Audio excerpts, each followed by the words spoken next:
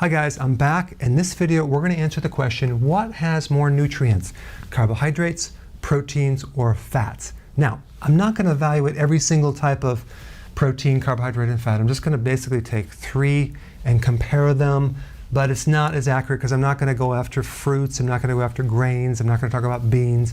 We're just going to evaluate grass-fed beef, 3 ounces, and 1 cup of chopped kale, and 1 teaspoon of coconut oil as our fat. Let's just kind of evaluate this to look at the differences.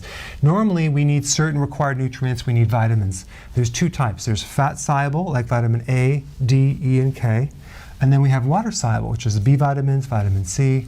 And then we also have minerals. We have minerals that you need more of, like potassium and calcium. And then you also have minerals that you don't need very much of, trace minerals, okay? So then we have amino acids, which could come from plant, and it can come from animal, all right? Then we have essential fatty acids. So we need certain fats. That would be the omega-3 fatty acids. You need that for your cellular membranes, your brain, your hormones. All right? So first of all, if we look at beef, vitamin A has 0 vitamin A because vitamin A is a fat soluble. And that's usually in cod liver oil. It's in certain organ meats. It's in butter. Now, if we take a look at kale, it has 10,000 IUs. But this is a pre-vitamin A. It has to be converted into the active form, which is retinol. So you may convert maybe 3% of that, okay? So it still has vitamin A. But it also has the phytonutrients that help the vision in the eye and the brain. So this is still going to help you a lot, all right? Coconut oil has 0 vitamin A.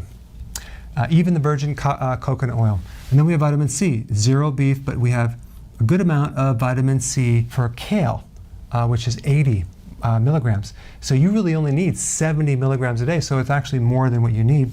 There's no vitamin C in coconut oil. A little bit of vitamin E in beef, 0 in kale, 0 in coconut oil. Then we have vitamin K. We have 0.9 micrograms versus 547 micrograms of vitamin K. So if someone's on Coumadin, which is blocking vitamin K, they're going to have to avoid kale because it's loaded with vitamin K. Then we have a tiny bit of vitamin K in coconut oil, just a tiny bit. So then we have vitamin B1. We got 0, just a very small amount in kale, and nothing in coconut oil. B2, tiny trace amounts. B3 have a little bit more, 3.9 milligrams versus 0.7 for kale. So the B vitamins, both of them, that's why you want to get your B vitamins from nutritional yeast. B6, there's a tiny bit in kale, 0 with coconut oil. Then we get to folate, which is a really good prenatal vitamin, and also if a woman is breastfeeding in a developing child. Okay, so we have 4.1 micrograms versus 19 micrograms. So kale has large amounts of folate, 0 coconut oil. Then we get to B12. There's good amounts of B12 in beef, but there's 0 in kale, 0 in coconut oil. Choline, which is a type of B vitamin that's good for a fatty liver, happens to be very, very high, 60 milligrams in only 3 ounces of beef, 0 in kale, 0 in coconut. And so people are like, oh, don't eat beef because it's going to give you a fatty liver, you're going to get fat. Well, not if it has choline.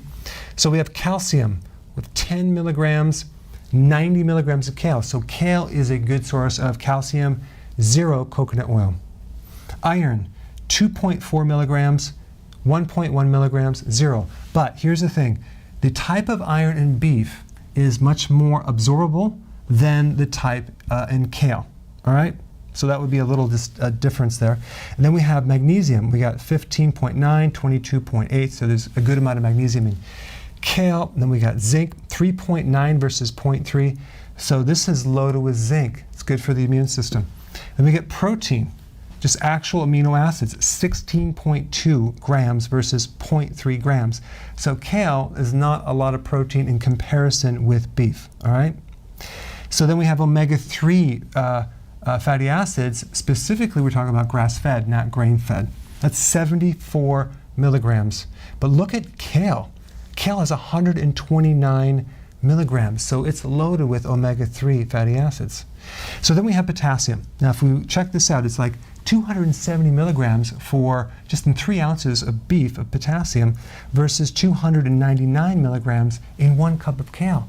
So if you're having several cups of kale, you're getting a lot of potassium. So then we have selenium, which by the way, helps you detoxify heavy metals, including mercury. And look at beef is loaded 12 versus 0.6 versus 0. So as you can see, you really need a variety of foods to get all of your nutrients. And one last thing about trace minerals. I recommend sea kelp to get your trace minerals. It's very difficult to get trace minerals in an average diet nowadays. So thank you so much for watching. Hey, before you leave, I just wanted to give you a little quick history on some of the books that I wrote. This was one of the first books. It's called Dr. Berg Body Shapes. It was my attempt at writing about body types. What was very interesting about this book is I actually did all the images myself. Don't ask me why. They look actually not quite as professional as some of the images that I have in the new book. But anyway, this is my first attempt right here called Dr. Berg's Body Shape Diets. And then I wrote a book more extensive called The 7 Principles of Fat Burning. I don't even have a copy anymore, actually, because it's outdated. The next book, I put about 1,000 hours into this one right here called The New Body Type Guide. Major updates on the body types. I put a lot of energy into this. It has professional images, graphics, all sorts of things.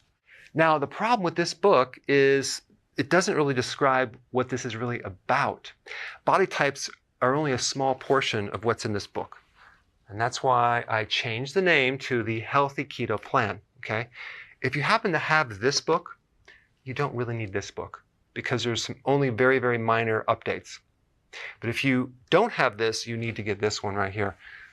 This book goes into every single detail that you would ever want to know about. It goes into the 7 principles of fat burning. It goes into hormones, the body types, the basic keto plan. It goes into intermittent fasting. I talk about the 10 fat burning triggers and blockers and fat burning strategies with a lot of details in every single chapter.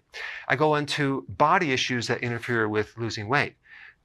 There's very few people that just have a weight problem. They have a lot of body issues, whether it's sleeping problems, stress problems, inflammation, menopause. I cover that extensively in this book. Then I talk about how to get rid of stress, and I show you a technique. Then I get into exercising. And then I have a lot of really good recipes in this book as well. So this is a good reference guide. On my website, if you get this book, you get this one free. It's called Healthy Keto and Intermittent Fasting. This is the shortcut, quick guide to this book. And the reason I created this book is to have you, within 45 minutes, learn how to do keto, okay, in intermittent fasting, exactly what you need to do. Then you can fill in the blanks with this book right here. So right now I'm doing a special. If you get this book, you get this one totally free, or you can go to Amazon and get these individually. So I just want to clarify the difference between this book and this updated one right here. If you don't have this, you need to get this right here. That way you can get the exact correct information to do it healthily.